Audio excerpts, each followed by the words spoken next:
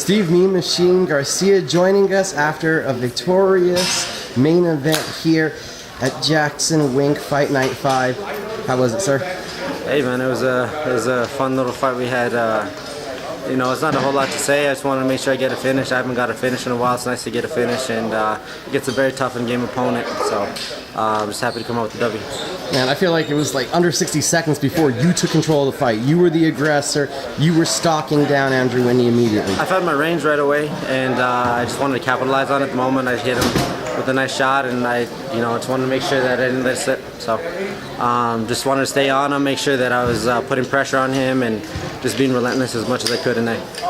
In passing by the media, Wink said he really felt that it was that second snap kick that dug to Whitney's body and really took away the fight from him in the first round. I kind of felt him just kind of backstep, and I knew the moment that landed that I was going to be able to kind of just impose my will the best way I could.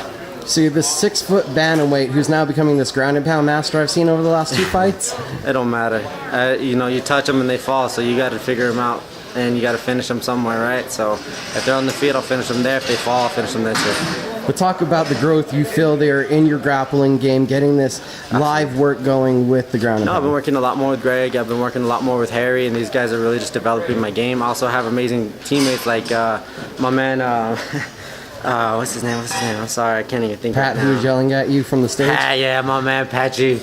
Yeah, he was yelling at me, but he's my boy. I love working with that guy, and I work him with some stand-up. He works with me on some grappling, and we kind of pick each other's brains on that stuff. And then of course everybody else at the gym, Holly, everybody, they're amazing. Did you think you're going to be able to find that finish? You landed, I don't have a counter, but there was a lot of strikes thrown in those 2 rounds. I told my dad, I was like, I'm finishing him. He's either going to sleep or he's going to just get TKO. One of the other is going to happen tonight. I felt it, and I believed in myself, and I believed that I had superior confidence to do it. And then as soon as the fight ended, looked like you called your shot again, calling for the UFC. Is that what you want next? It'll happen sooner or later. It's only a matter of time. So they can call me tomorrow. I'll be there. They can call me whatever time. I'm going to show up, and I'm going to be there. So there's no avoiding me. I'm going to stick around.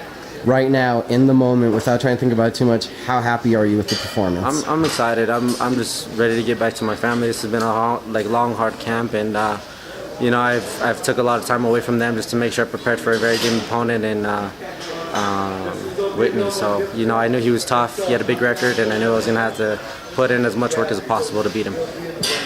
Awesome, sir. Thank you for the time. We'll let you go celebrate.